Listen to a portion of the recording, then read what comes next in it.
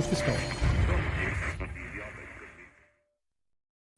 Bom dia, pessoal. Sejam todos muito bem-vindos, sejam todas muito bem-vindas ao nosso Esquina Sucupira, edição da manhã desta quinta-feira, 13 de fevereiro. Eu sou Rodrigo Oliveira e estarei com vocês aí nos próximos 30, 40 minutinhos para a gente falar um pouquinho sobre o mercado financeiro, um pouquinho sobre política. Hoje, mais mercado que política, até que enfim, né? Porque às vezes política, às vezes dá uma canseira, né, na gente, assim, pelo menos em mim, né? Não sei vocês aí. Eu queria fazer uma pequena palavra aqui sobre uma coisa que eu tenho visto ultimamente nas redes, né? Que agora eu estou mais ligado nessa coisa de rede social, etc. e tal, e acompanho muita gente agora comentando e falando, e a gente tem uma coisa que tem acontecido, eu acho que é um pouco o zeitgeist, né? É o espírito da nossa época, né? De um pouco de discussão, de dificuldade com as discussões, né? Dificuldade com o contraditório, dificuldade com o estar certo e estar errado, e essa definição de certo e errado, etc. e tal. Eu queria deixar um disclaimer aqui já, de cara, que as pessoas.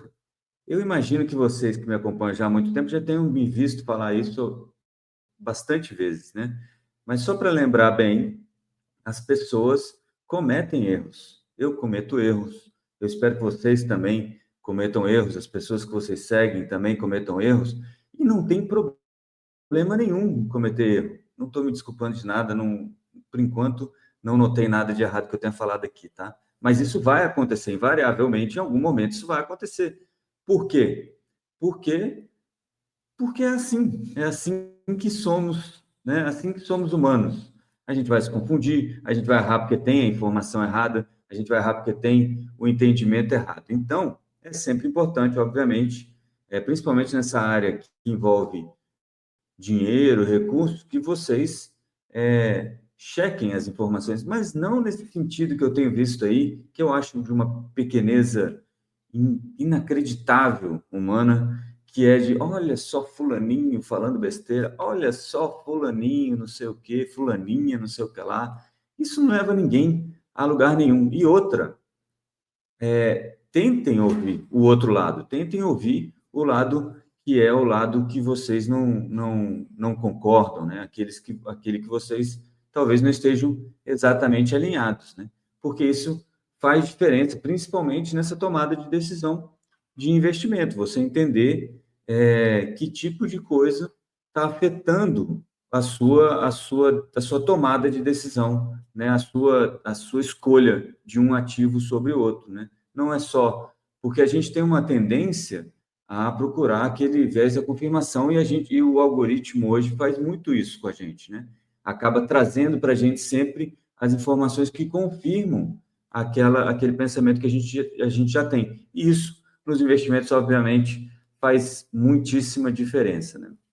Bom, então, bom dia a todos. Lembrando que é importante aí que vocês se inscrevam no canal, ativem o sininho, e deixem um like, porque tudo isso ajuda o algoritmo do YouTube a entregar esse conteúdo para mais pessoas. Se você ainda não é assinante lá do Esquina Sucupira, que é o hub, onde eu coloco tudo que a gente faz aqui no Esquina Sucupira, tudo junto, inclusive o YouTube vai para lá assim que eu acabo aqui, eu posto isso lá no Esquina Sucupira. Então é esquinasucupira.substack.com, está nesse QR Code aqui, ó.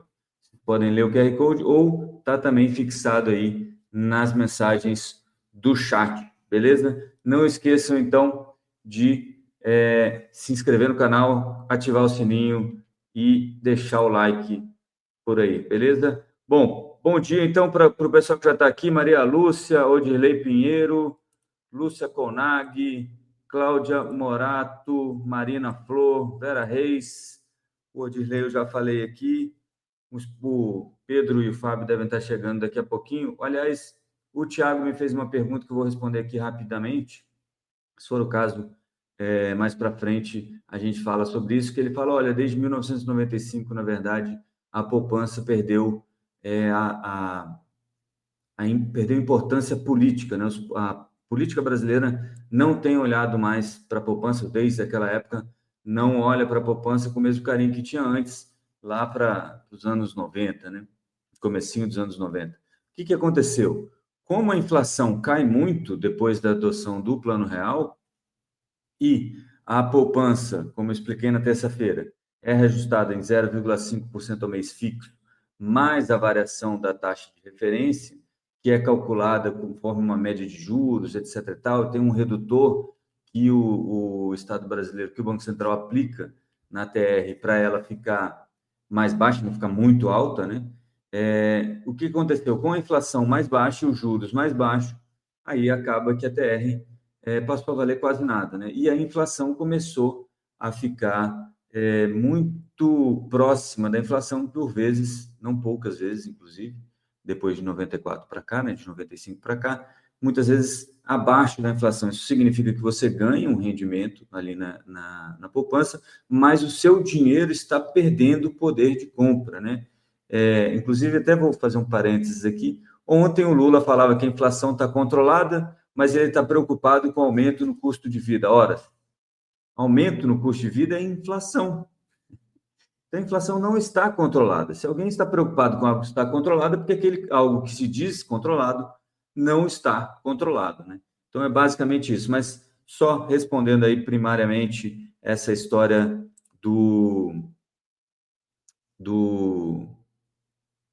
da poupança que o Thiago tinha me perguntado lá no YouTube. Eu queria até fazer uma pergunta para vocês, se vocês puderem, depois deixem aí um comentário para mim explicando, porque eu respondo muita coisa que vocês colocam lá no YouTube, no próprio YouTube, nos comentários. Mas o Fábio me disse outro dia não, ontem, se não me falha a memória, que às vezes a pessoa não recebe, ele mesmo disse que nunca recebeu resposta nenhuma no YouTube. Eu nunca respondi a ele, então minha realmente ele não vai receber. Mas vocês aí que já fizeram perguntas como o Thiago e eu respondi lá, se puderem depois me dar um ok, eu ficaria muito grato. Bom, passado os informes, vamos falar do que interessa hoje. O Trump deve anunciar novas tarifas para importações nos Estados Unidos, que está sendo chamada aí de tarifa da reciprocidade, né? O que o Trump está dizendo? Olha, se você cobra tarifa nas importações de produtos americanos, né? O Brasil, por exemplo, cobra tarifa nas importações de produtos americanos. A gente vai cobrar a mesma tarifa que vocês cobram da gente. Parece justo, não é? Mas é um problema, porque, obviamente, essas tarifas elas são uma troca de aquilo que eu importo mais e aquilo que eu exporto mais para poder fazer um equilíbrio aí, né? Lembrando, eu mostrei isso na terça-feira, vou mostrar de novo. Lembrando, ó, o que o Trump está atrás é de diminuir, pelo menos, esse déficit aqui com a boa parte dos países que fazem, boa parte não, né? Mas alguns países que têm transações comerciais com os Estados Unidos. E aí, China, México, União Europeia, Vietnã, Taiwan, Japão, Coreia, Índia, Canadá, todos esses aqui fazem parte, aí estão à esquerda aqui na tela de vocês, essas barras para baixo, fazem parte de os países com os quais os Estados Unidos têm déficit comercial, isto é, ele importa mais do que exporta, e isso tem atrapalhado a economia americana na visão do Trump. O Brasil está aqui do ladinho direito, ali, um dos pouquinhos acima, ali, Brasil, Hong Kong, Singapura, Austrália, próximo aí do 0-0 com os Estados Unidos, e isso dá uma margem de manobra para a gente também. Por quê?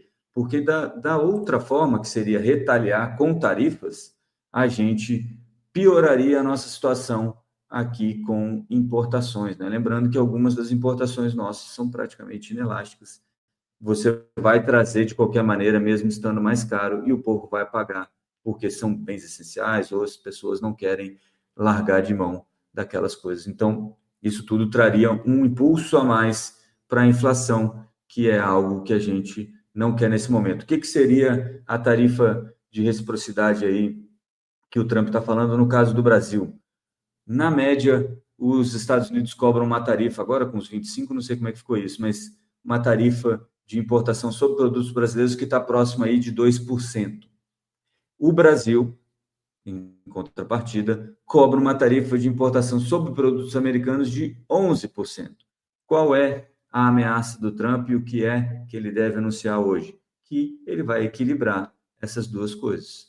O que ele cobra, né, o que os Estados Unidos cobram de tarifa nas importações brasileiras, então passaria para 11%, o que dificultaria, então, a exportação de produtos brasileiros para os Estados Unidos, certo? E isso também atrapalha um pouco o Brasil, porque entra menos dólar, aí pressiona o dólar, e aí toda aquela coisa que a gente já sabe aumenta a inflação. Então, estamos num campo minado e, como é que se diz? Graças a Deus, né? O governo Lula tem se comportado exemplarmente, né? Tem ficado quieto, tem ouvido bastante, falado quase nada, está esperando aí as coisas se desenrolarem para sentar e tentar negociar isso. Lá em 2018, da outra vez que o Trump estava na presidência, o Brasil conseguiu algumas cotas. Não é o ideal, né? Mas é melhor do que nada, né? Para quem não tem nada, metade é o dobro. Que é, não, até tal limite de exportação a gente recebe essa tarifa aqui, né, nas importações, é cobrado essa tarifa. A partir daquele limite aí, então, vai a 11%, sei lá quantos por cento, depende do que a negociação disser aí e estabelecer para esse grupo. Beleza? Então, isso, obviamente, deve mexer um pouco com o dólar, com o DXY, né? Deve mexer aí com as currencies, não, com as moedas, né? Com as divisas aí dos diversos países. Lembrando que hoje tem um certo otimismo nas bolsas e também nas moedas, principalmente europeias, em função de um possível acordo aí para encerrar a guerra entre Rússia e Ucrânia. Lembrando que a Rússia invadiu a Ucrânia e a Ucrânia tem tentado se defender, mas deve perder mais um pouquinho de território para a Rússia, né? Que já tomou a Crimeia de assalto também lá no passado. O Trump, né, meio que já sinalizou isso, que os Estados Unidos aceitam tudo ficar como está agora, né? E para poder encerrar a guerra. Isso tem outras repercussões, como, por exemplo, a queda do preço do petróleo. O petróleo está caindo, caiu ontem, está caindo hoje de novo, próximo aí dos $70. E aí vou só fazer um outro adendo nessa conversa, que isso pode também afetar a Petrobras, né?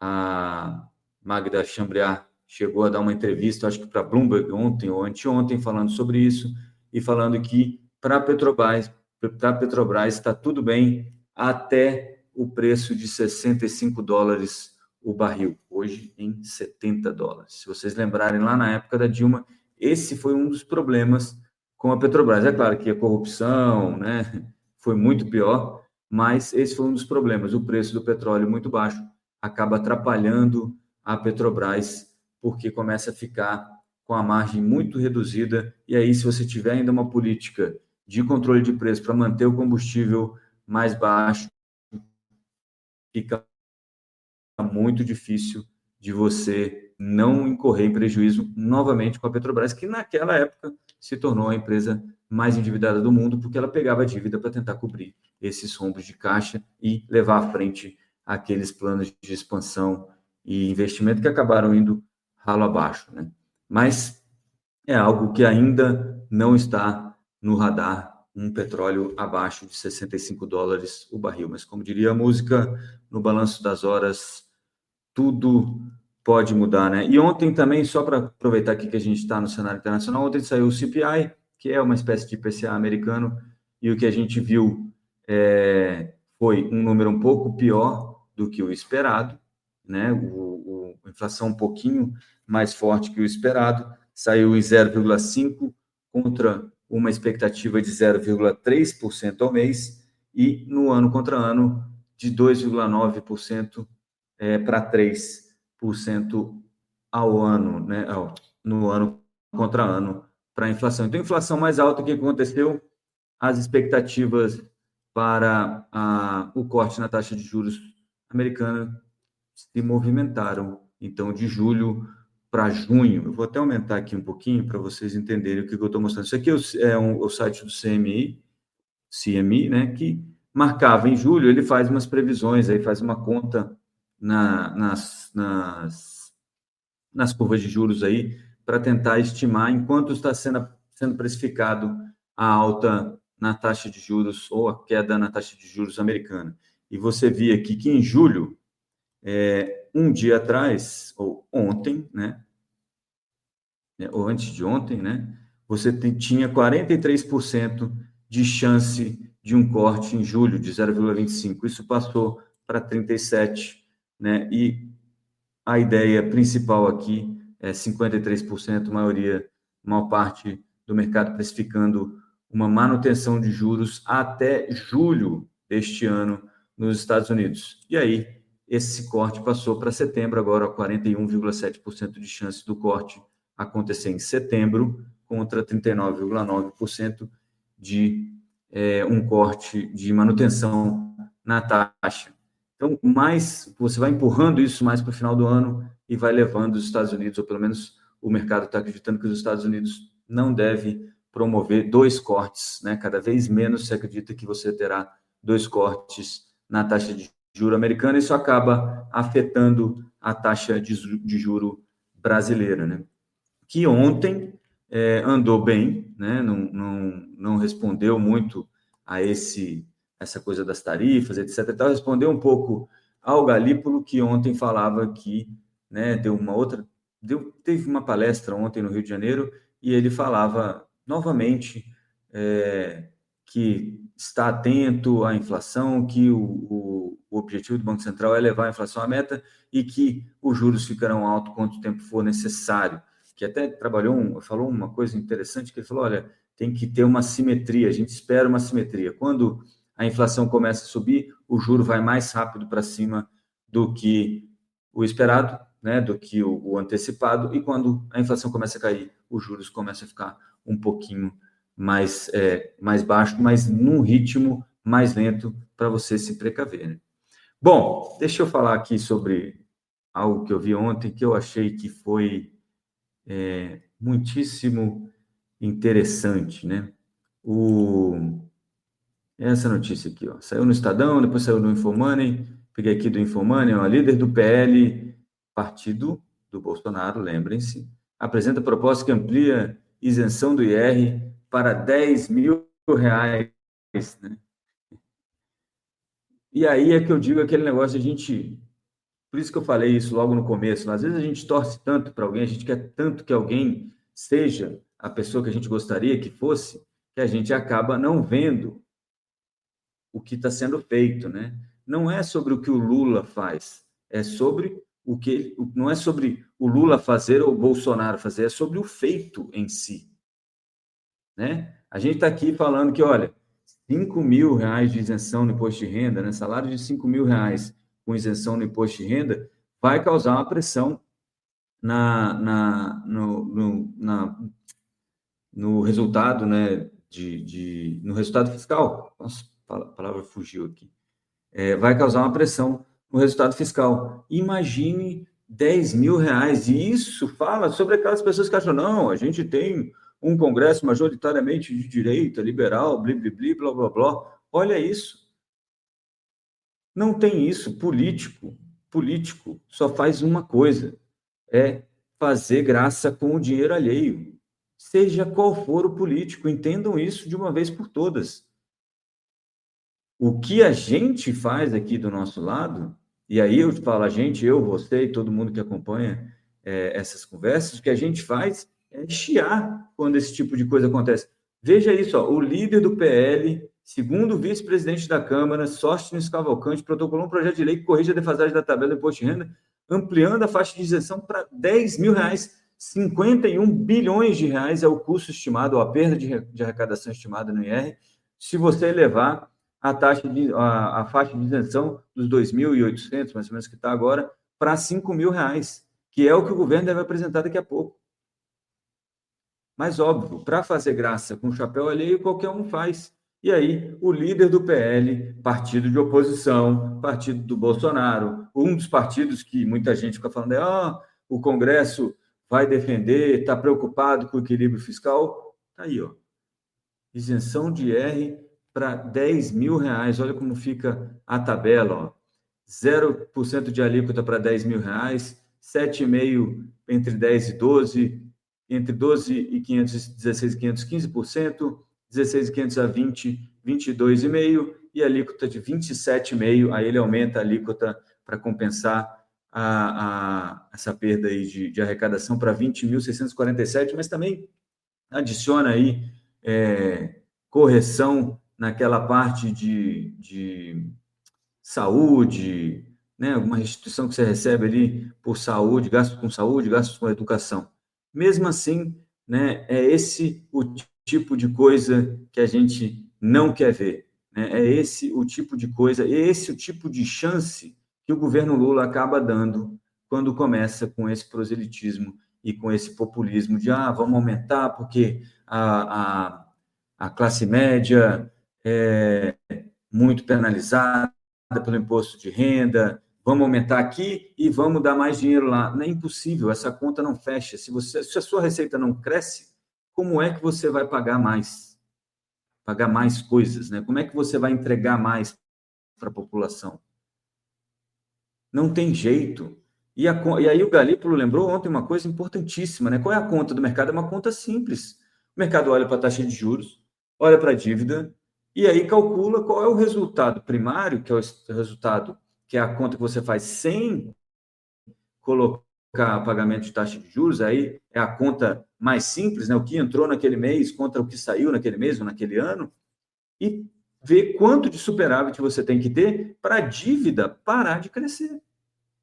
É simples, não é uma conta difícil. E como você tem um tanto de coisa que você consegue fazer para aumentar a arrecadação, então você não tem um limite, né? Você, em algum momento, vai ter que cortar a despesa. E é isso. E, enquanto isso, lá no Congresso Nacional, está aí o povo querendo reduzir a receita, né? Você tem que cortar a despesa, meu querido Sóstenes. É a despesa. Deixa eu só ver aqui que eu passei umas perguntas sem querer aqui no chat, rapidinho. Ricardo, estou tentando fazer assinatura, porém, quando acrescento os dados do cartão, o sistema não aceita e volta para o início. Tentei com vários cartões. Ué, Ricardo. Não sei. Me manda uma mensagem lá no qualquer lugar, pode ser no Instagram, me manda uma mensagem, um direct, que aí durante o dia hoje a gente tenta resolver isso, né? Afinal de contas, né? Não posso me negar, né? Se alguém está querendo ajudar, por que não, né? Por que eu me negaria? José Márcio Ferreira, bom dia.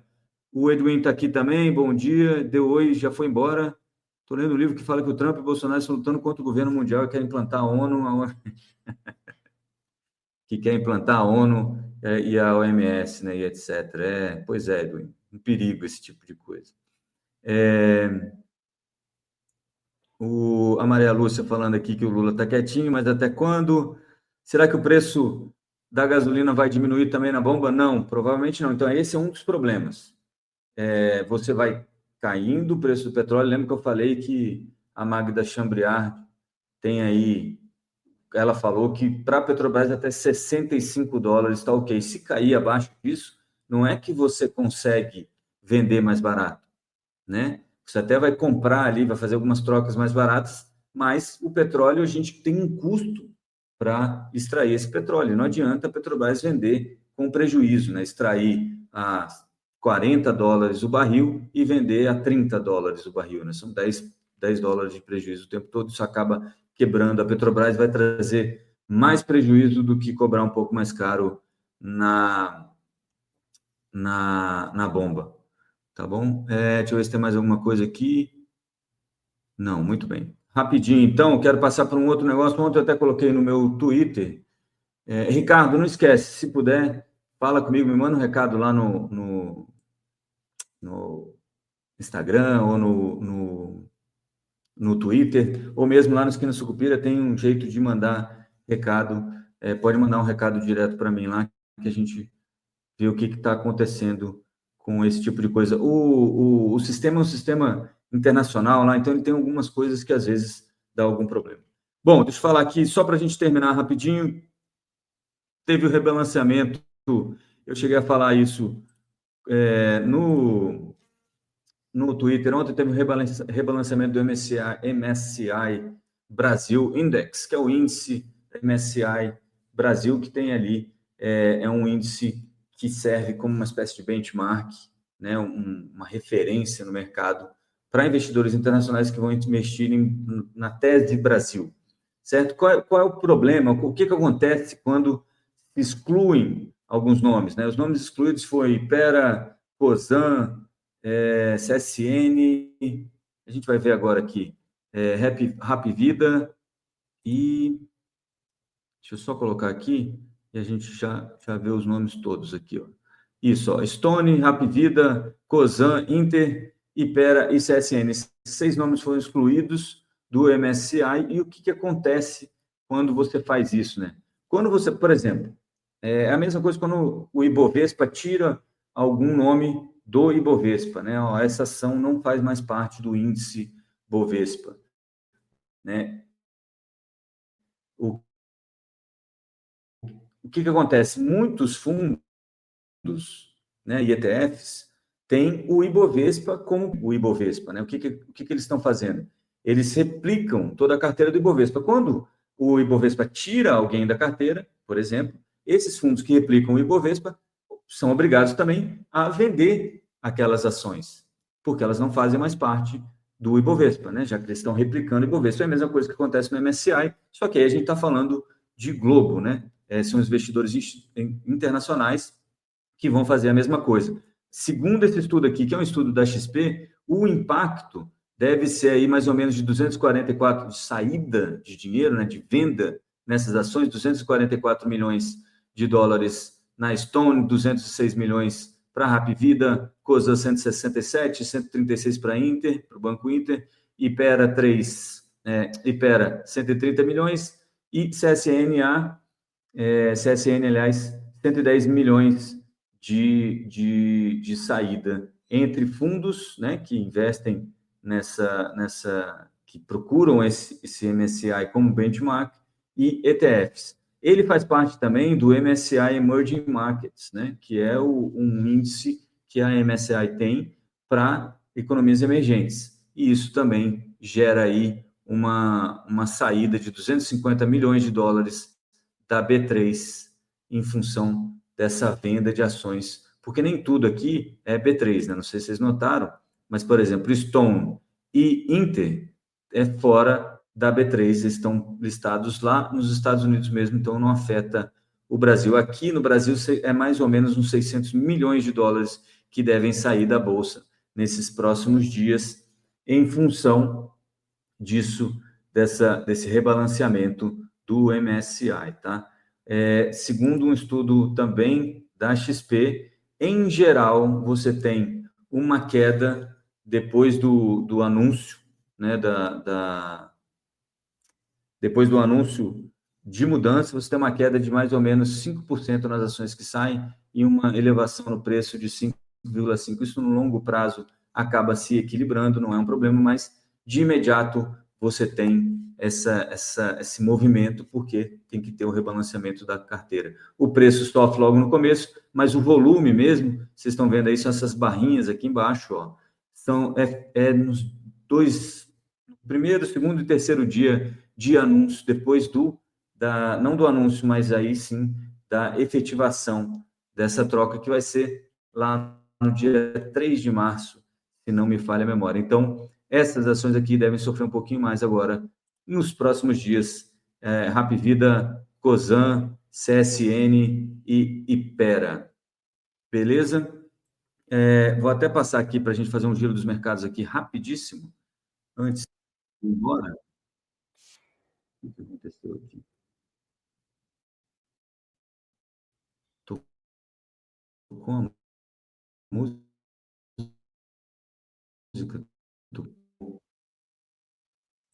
tem alguma coisa acontecendo aqui.